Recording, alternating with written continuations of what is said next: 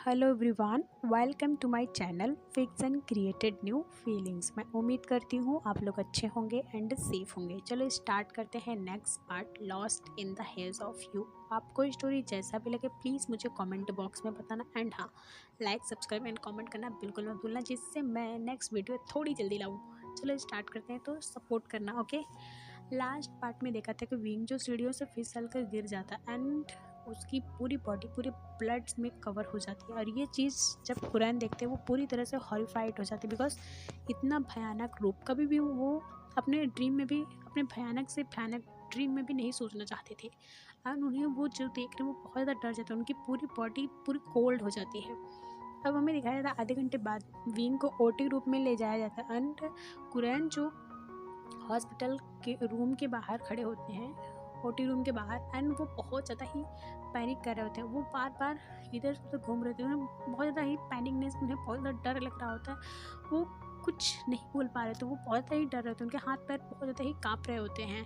And इतना ज़्यादा वो डरे होते हैं कि उन्हें कुछ समझ में नहीं आ रहा था। वो इतने दिनों से प्रे कर रहे हैं कि सब कुछ अच्छे से निकल जाए, एंड इन द एंड क्या हुआ, वो बहुत ज़्यादा डरे होते हैं। एंड दूसरी तरफ देखते हैं वांग जी, जो वो भी बहुत ज़्यादा, उससे बहुत ज़्यादा घबराहट, नर्वसनेस फील, बहुत ज़्यादा एंजाइटी फील हो रही है। उसे नहीं पता उसके उसके साथ ऐसा क्यों हो रहा है, बट पिछले 1 घंटे से उसे कंटिन्यू स्वेटिंग हो रही है, उसके हाथ पैर पूरे कोल्ड हो गए, उसके आंखों से कंटिन्यू आंसू बह रहे हैं, उसके चेस्ट में काफ़ी ज़्यादा पेन हो रहा है। उसे नहीं पता कि उसके साथ ऐसा क्यों हो रहा है, वो ऐसा क्यों फील कर रहा है। उसे ऐसा लग रहा है कि कोई है, कोई अपना है जो बहुत ही ज़्यादा मतलब कष्ट में है, दर्द में है, पेन में है, और इस समय वांग जी उसके साथ रहना चाहिए, जो उसे उस पर्सन की ज़रूरत है। बट कौन उसके साथ, तो जितने लोग हैं जिससे वो जानता है सब सही सलामत है, सब हेल्दी है। इवन दो वांग जी भी वो ठीक है, उसे कुछ भी नहीं हुआ है, वो उसे कोई पेन मतलब कोई इमोशन, फिजिकली कोई चोट नहीं लगी है, पर वो इमोशनली इतने ज़्यादा ब्रेक डाउन क्यों हो रहा है। वो अपने रूम में होता है एंड पिछले 1 घंटे से सोफ़ी जो वांग जी को कई बार वो ब्रेकफास्ट के लिए बुलाती है, बट वांग जी जो अपने रूम से बाहर ही नहीं निकल रहा होता है। सोफ़ी काफ़ी ज़्यादा वरिड होती है, सिचैन को बताती है। सिचैन भी 2-3 बार वांग जी का डोर नॉक करते हैं, बट वांग जी कोई रिस्पॉन्स नहीं देता सिचैन को। जब सिचैन को कोई रिस्पॉन्स नहीं मिलता वांग जी का, तो वो एक लंबी सी ब्रीथ लेते हुए कहते हैं, ओह गॉड, लगता है वांग जी टायर्ड हो गया है। तो इस पर सोफ़ी अब सिचैन की तरफ देखते हुए देखने लगती है। तो सिचैन कहता है कि वो एक्चुअली कल ऑफिस में कुछ ज़्यादा ही पेपर वर्क था, इसके लिए। अब सोफ़ी जो गुस्से में सिचैन की तरफ देखते हुए कहती है, अच्छा अब तुम सारा काम वांग जी के ऊपर छोड़ने लगे।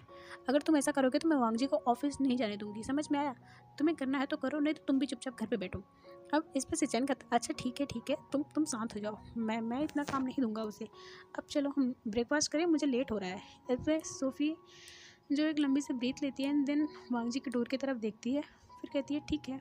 अब देखते हैं कि वो लोग आके ब्रेकफास्ट करते हैं एंड सिचैन जो अपने ऑफिस के लिए निकल जाता है एंड सोफ़ी जो अपनी डेली रूटीन करना स्टार्ट कर देती है। दूसरी तरफ वांग जी अभी बहुत ज़्यादा ही रेस्टलेस होता है, उसे सफोकेशन फील होने लगता है, मतलब प्रॉपरली ब्रेथ नहीं ले पा रहा, तो उसे ऐसा लगता है।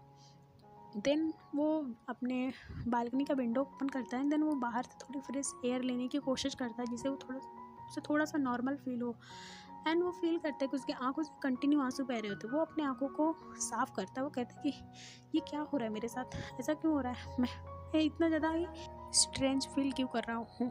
वो अपने चेस्ट को अपने हैंड से प्रेस करने लगता है एंड अपने आप को काम डाउन करने की कोशिश करता है और बहुत ही लंबी लंबी ब्रीथ लेने लगता है। अब दिखाया जाता है हमें 2 घंटे के बाद विंग जो काफ़ी 2 घंटे से उसकी काफ़ी ज़्यादा साउंड आ रही होती है, जैसे उसकी मतलब चिल्लाने की आवाज़ें आ रही होती हैं। इससे कुरैन बहुत ज़्यादा ही डरे होते हैं, उनके हाथ पैर बहुत बुरी तरह से काँप रहे होते हैं और उन्हें भी काफ़ी ज़्यादा पेन हो रहा होता है।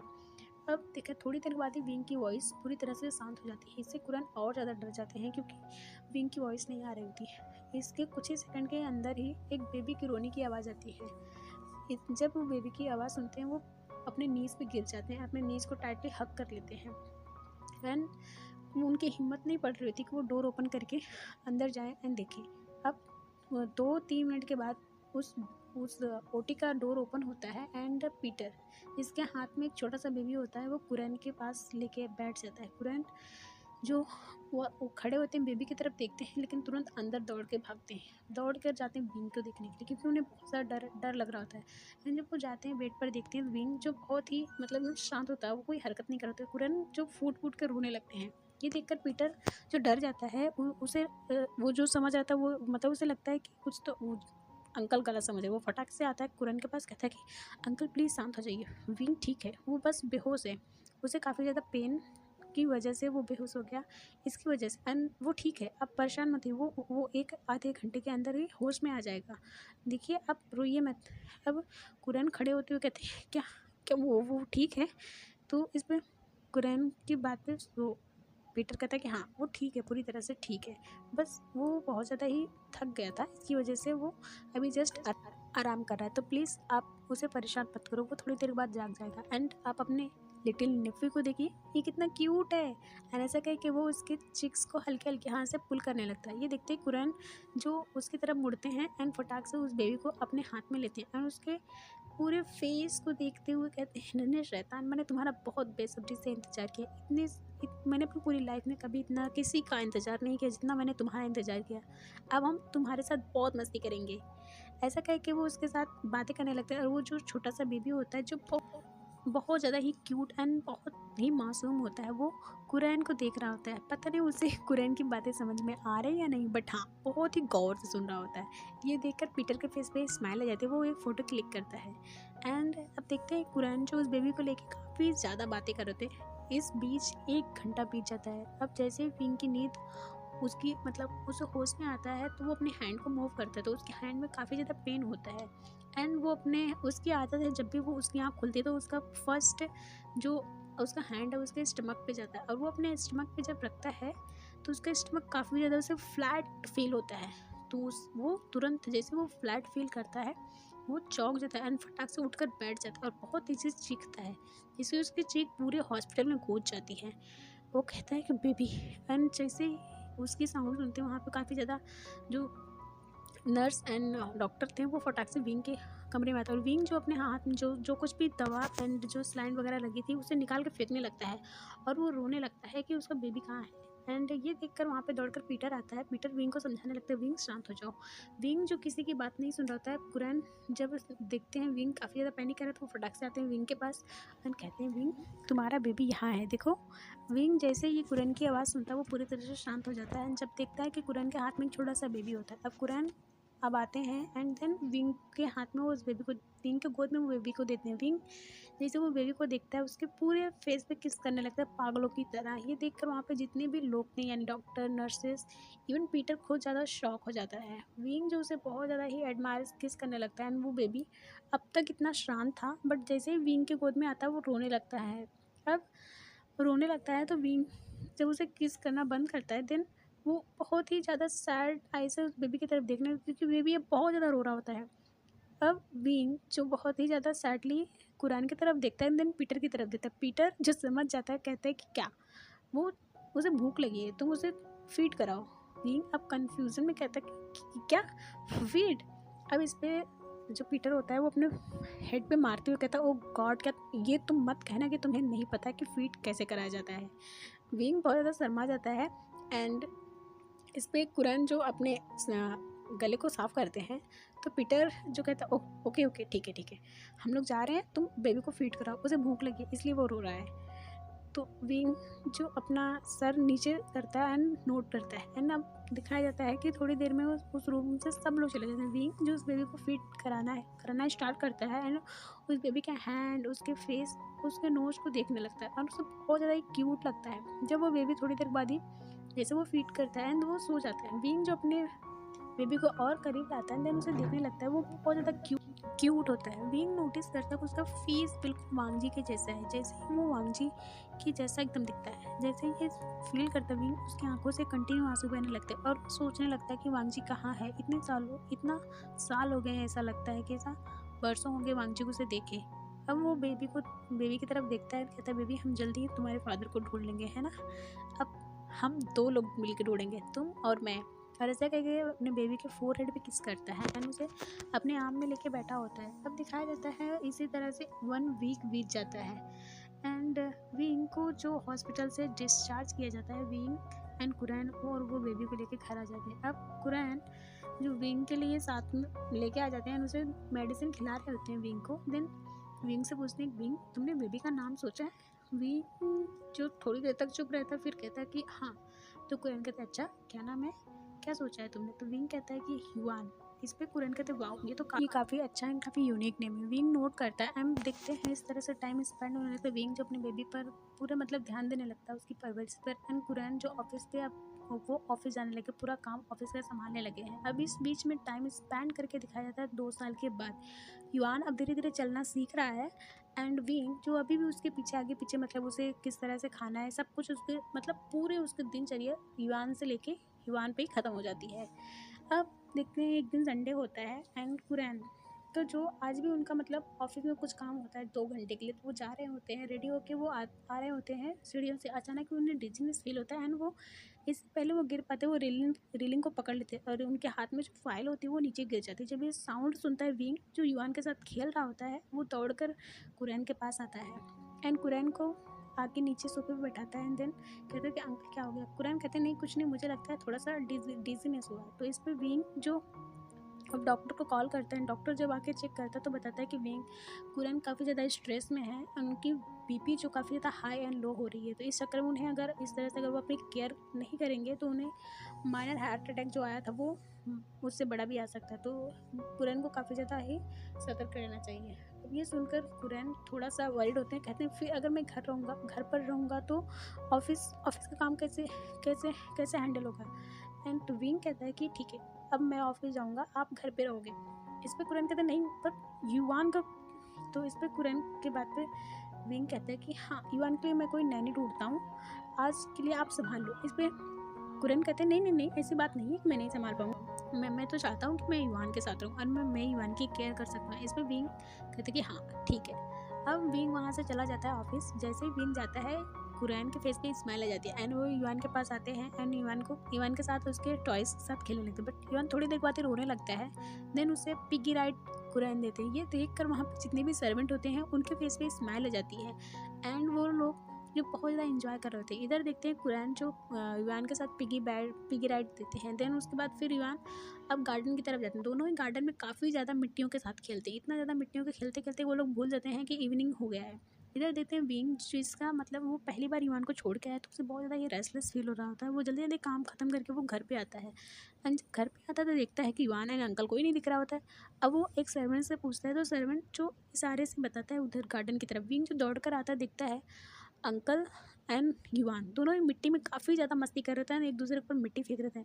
कुरैन के हाथ जो मिट्टी नहीं होती वो थोड़ा थोड़ा मिट्टी युआन के ऊपर फेंक, बट युआन के हाथ में जितनी भी मिट्टी आ रही थी वो सब कुरैन के ऊपर फेंक रहा होता है एंड दोनों ही एक दूसरे पर एकदम मिट्टी से मतलब बात ले चुके होते हैं। ये देख कर विंग के फेस पे स्माइल आ जाती है। देन अब वो अपने नेक को स्क्रैच करते हुए देन आके कुरैन के पीछे खड़े होते हुए थोड़ा सा करता है। जैसे ही वो करता है तो इसमें विंग की आवाज़ सुनते ही कुरैन जो सतर्क हो जाते हैं, लेकिन युआन उनसे पहले फटाक से आके वो कुरैन के पीछे छिप जाता है एंड पीछे छिप कर वो देख रहा होता है विंग की तरफ कि विंग गुस्से में तो नहीं है। अब जब विंग फेक एंगर दिखाते हुए कहता है ये क्या हो रहा है, आप दोनों यहाँ क्या कर रहे हो। अब इस पे कुरैन डर जाते हैं, कहते हैं मैं कुछ नहीं। युआन तुम क्या कर रहे हो यहाँ पर, मिट्टी में खेलना ये गंदी बात है। अब वो युआन के कपड़े को क्लीन करने लगते हैं। ये देखकर विंग के फेस में स्माइल आ जाती है। अब ऐसे पहले विंग कुछ बोल पाता है, कुरैन फटाक से युआन को अपने गोद में लेते हैं और वहाँ से भाग जाते हैं उसे बात कराने के लिए।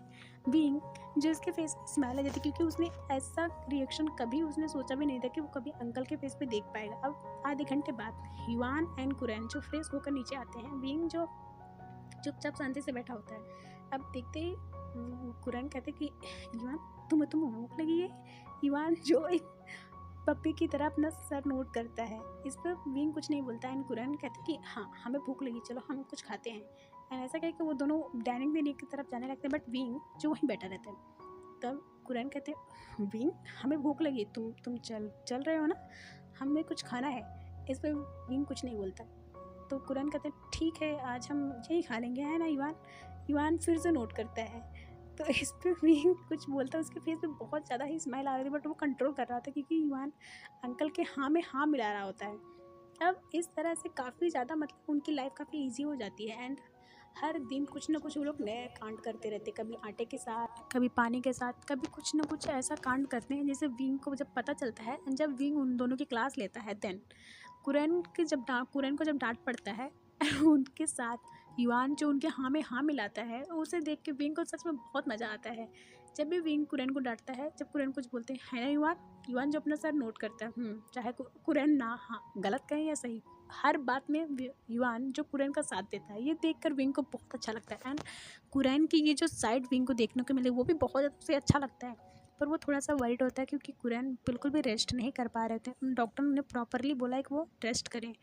विंग अब दिखाया जाता है, एक प्रोजेक्ट होता है जो पेरिस में होने वाला है एंड उसका मतलब जो है वो 1 वीक तक चलेगा, तो विंग को उसे अटेंड करना ही पड़ेगा। विंग इसके लिए बहुत ज़्यादा ही वरीड होता है कि वो 1 वीक के लिए यहाँ मतलब पेरिस कैसे जाएगा एंड युवान को साथ में लेके जाएगा, तो अंकल यहाँ पे कैसे रहेंगे। वो काफ़ी ज़्यादा ही सैड होता है। अब दिखाया जाता है इवनिंग के टाइम विंग जो डिनर कर रहा होता है एंड वो बहुत ही मतलब अपने ख्यालों में ही खोया होता है। तो इसमें कुरैन कहते हैं क्या बात है विंग, तो विंग जो कहता है कि अंकल कुछ नहीं, पहले तो कुछ नहीं बोलता है, देन कुरैन कहते हैं क्या बात है, कुछ ज़्यादा परेशानी वाली बात है। तो विंग बताता है कि एक प्रोजेक्ट आने वाला है एंड उसका जो ऑर्गेनाइजेशन है वो पेरिस में किया जाने वाला एंड उसके लिए 1 वीक लगेगा। तो मैं बहुत ज़्यादा वरीड हूँ, मैं किस तरह से उसे अटेंड करूँ। एंड अगर मैं वहाँ पे गया तो युवान, आपको पता है अंकल, वो दिन में आपके साथ रह लेता बट वो रात को बिल्कुल भी नहीं रह पाएगा। एंड ये 1-2 दिन की बात भी नहीं है, 1 वीक की बात है। अगर मैं उसे लेके जाता हूँ और फिर यहाँ पे आप अकेले कैसे रहोगे, आपकी तबीयत भी ख़राब है, इसलिए मैं बहुत ज़्यादा ही वरीड हूँ।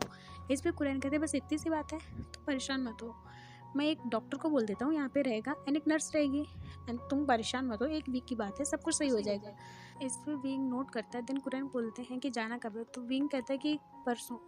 तो कुरैन कहता है ठीक है, तुम सारी चीज़ें अरेंज कर लो, मैं टिकट करवा लेता हूँ। तो इस पर विंग कहता है कि नहीं, वो कंपनी की तरफ से ही है, तो अंकल ऐसा कुछ भी नहीं है। तो विंग की बात पे कुरैन नोट करता है। अब दिखाया जाता है 2 दिन के बाद का सीन। विंग जो रेडी हो जाता है एंड युवान को भी रेडी करता है। युवान जो बहुत ज़्यादा हैप्पी होता है, तो वो बहुत ज़्यादा ही खिलखिला के हंस रहा था। ये देखकर विंग के फेस पे स्माइल होती है। कुरैन थोड़ा सा सैड होते हैं क्योंकि इतने सालों के बाद ऐसा कह सकते हैं जो कुरैन युवान से अलग हो रहे हैं। हमें उन्हें बहुत ज़्यादा ही सैड फील हो रहा था। वो बार बार युवान के फेस पे किस कर रहे होते, उसे बार बार हक कर रहे होते। इस पर विंग कहता है अंकल हम केवल 1 वीक के लिए जा रहे हैं और हम वापस आ रहे हैं। इस पर कुरैन कहता है हाँ मुझे पता है, हम 1 वीक के लिए मैं युवान के साथ नहीं रहूँगा। तो इस पर विंग कहता है कि हाँ अभी 1 वीक आप रेस्ट करोगे, नहीं तो ये शैतान आपको बहुत परेशान करता है ना, अब आपसे दूर रहेगा तो आप भी रेस्ट करोगे और ये भी। अब इस पे कुरैन थोड़ा सा स्माइल करते हैं, पर युवान को समझ तो नहीं आता, लेकिन वो भी नोट कर देता है। ये देख विंग के फेस पे स्माइल आ जाती है। तो विंग कहता है इसे कुछ समझ में आए या ना आए, पर हाँ नोट करना इसे बहुत अच्छे से आता है। इसमें फिर से युवान नोट कर देता है। अब युवान के इस नोट पे सच में कुरैन एंड विंग दोनों हंसने लगते हैं। युवान जो अपने अपने फेस को टैंगल करते हुए ऐसा ऐसा करते हुए देन फिर से नोट करता है। अब विंग कहता है अच्छा बस करो तुम नोट करना, ओके। अब युवान शांत हो जाता है। अब दिखाया जाता है फ्लाइट में विंग बैठ जाता है एंड युवान जैसे फ्लाइट में बैठता है थोड़ी देर बाद ही सो जाता है। अब 2 घंटे बाद का सीन दिखाया जाता है। विंग जब पेरिस पहुंचता है तो उसे काफ़ी ज़्यादा ही अच्छा लगता है एंड वो उसके साथ जिया होती है जो उसकी असिस्टेंट बन के आई होती है। अब दिखाया जाता है विंग जो अपने अपार्टमेंट में आता है वो काफ़ी ज़्यादा अच्छा होता है एंड उसके बाजू में एक जो फ्लैट होता है वहाँ पे जिया रहती है। जिया के लिए वो रूम लेता है। अब विंग जो अपने रूम में आता है वो अपने अपने सोच को निकालता है। देन युवान को बेड पे लेटा देता है। युवान जो अभी तक सो रहा होता है, विंग फटाक से उसके सारे कपड़े को रिमूव करता है देन वो, ताकि वो फ्रीली सो सके युवान। अब वो खुद भी जाके फ्रेश होके आता है देन वो भी आके लेट जाता है, बट उसे नींद नहीं आ रही होती है और वो सोचने लगता है कि एक बार वो पेरिस में आके ढूंढे, क्योंकि उसने सुना था कि वांग जी, उसे पता है कि जब वांग जी के पेरेंट्स थे तो वांग जी और वो लोग यही रहते थे, शायद वो अभी भी यही हो। विंग इस होप से भी पेरिस आता, नहीं तो वो जिया को बोलते हैं इस मीटिंग को अटेंड करने के लिए। ये ज़्यादा इंपॉर्टेंट मीटिंग नहीं थी, बट उसे इस होप से वो आया है ताकि वो शायद वो वांग जी से मिल जाए। और ये सोचकर वो और ज़्यादा ही रेस्टलेस फील करने लगता है एंड वो उसे नींद नहीं आती। देन वो डोर ओपन करता है, देखता है तो बहुत ज़्यादा ही अच्छे व्यू होता है। वो थोड़ी देर तक तो देखता है देन आके फिर वापस लेट जाता है। अब दिखाया जाता है मॉर्निंग का सीन होता है। विंग जो युवान को रेडी करता है, जिया एंड युवान एंड विंग जो उस मीटिंग के लिए चले जाते हैं। मीटिंग जो काफ़ी ज़्यादा ही लंबी होती है। जिया जो युवान के साथ होती है, विंग उसे बहुत स्ट्रिक्टली बोलता है कि कुछ भी हो जाए तुम युवान को छोड़ना मत।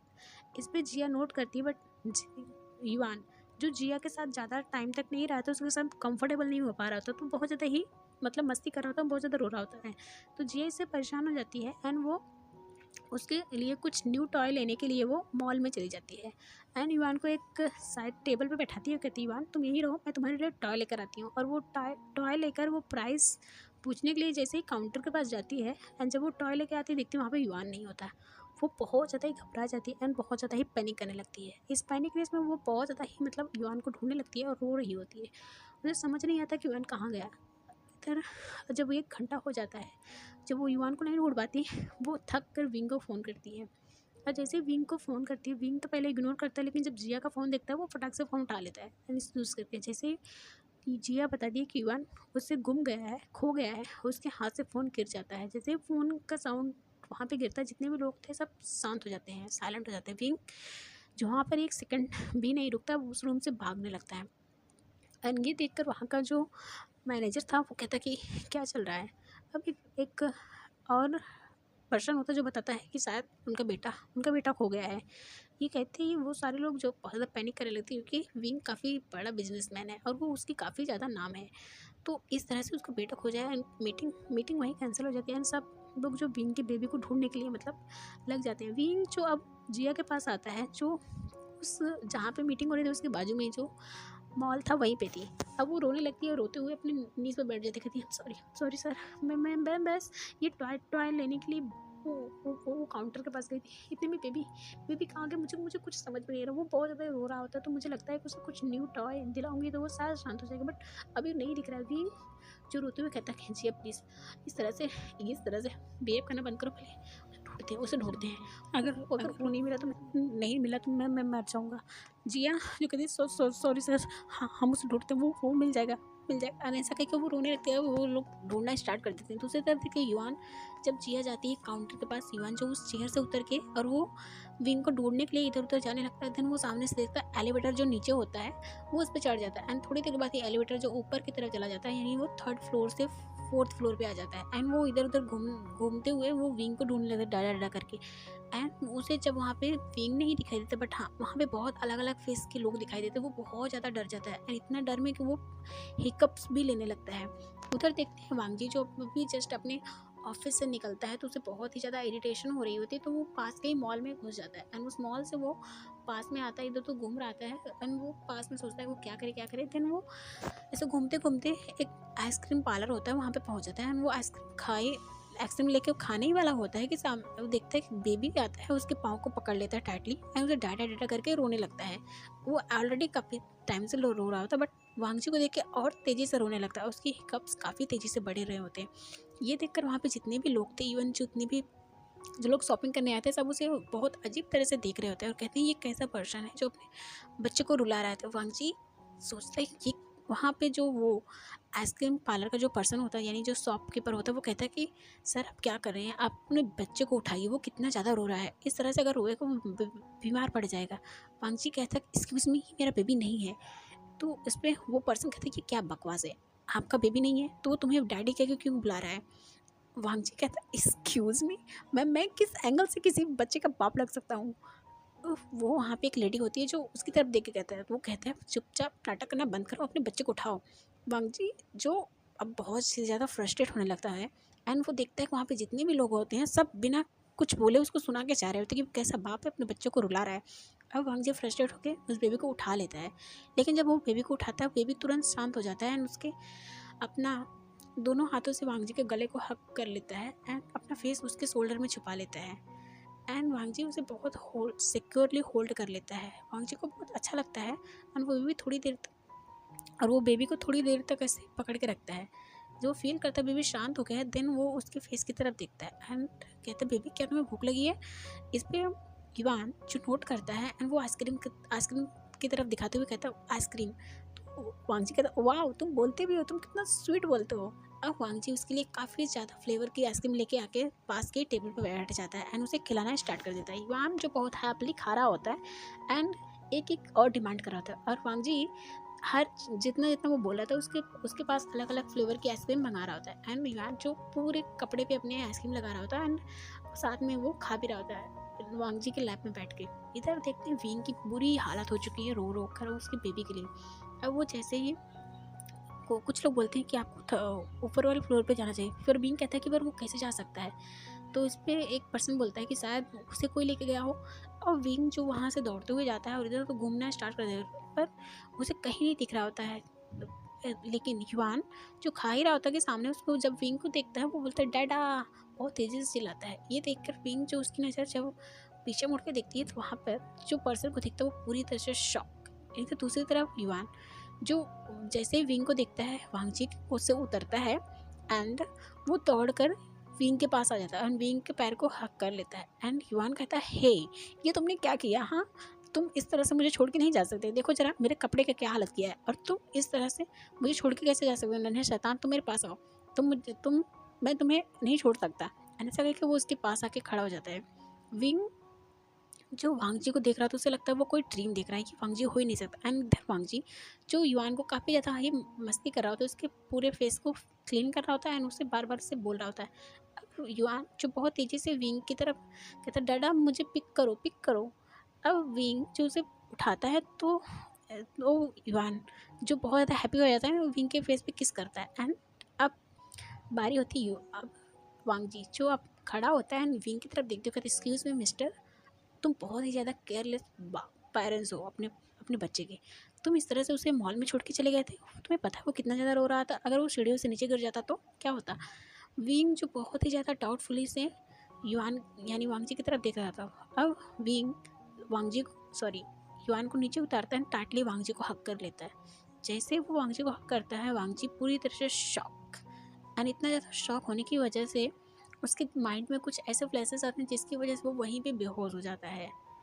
एंड जब वो गिरने लगता है तो विंग उसे टाइटली पकड़ लेता है, कहता लंजा, तुम्हें क्या हो गया, तुम ठीक हो?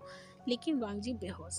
ये देखकर विंग बहुत ज़्यादा शॉक हो जाता है। एंड अब दिखाया जाता है पूरे 2 घंटे के बाद वांगजी जो किसी और के बेड पर लेटा होता है। जैसे उसकी आँख खुलती है वो सब कुछ नया देख के वो उसे चौंक जाता है एंड तुरंत उठ के बैठ जाता है। एंड बैठकर वो चारों तरफ देखने लगता है और कहता है मैं कहाँ हूँ? इतने में विंग जो डोर ओपन करता है कहता है एक्सक्यूज़ मी, आप ठीक हो? इस पे वांगजी कहता ओह तो तुम हो उस बच्चे के फादर, और तुम मुझे अपने घर में लेके आए हो, किडनैप, तुमने मुझे किडनैप कर लिया क्या? मत देखो, मैंने तुम्हारे बच्चे को किडनैप नहीं किया था, वो मेरे पास आया था, और तुम मुझे इस तरह से किडनैप नहीं कर सकते। ओह तो ये नया तरीका है किडनैपिंग करने का, पहले बच्चे को रुलाओ एंड देन उसे कोई बचा नहीं जाए तो मुझे किडनैप कर लो, ये बहुत गलत बात है। यहाँ देखो मुझे जाने दो।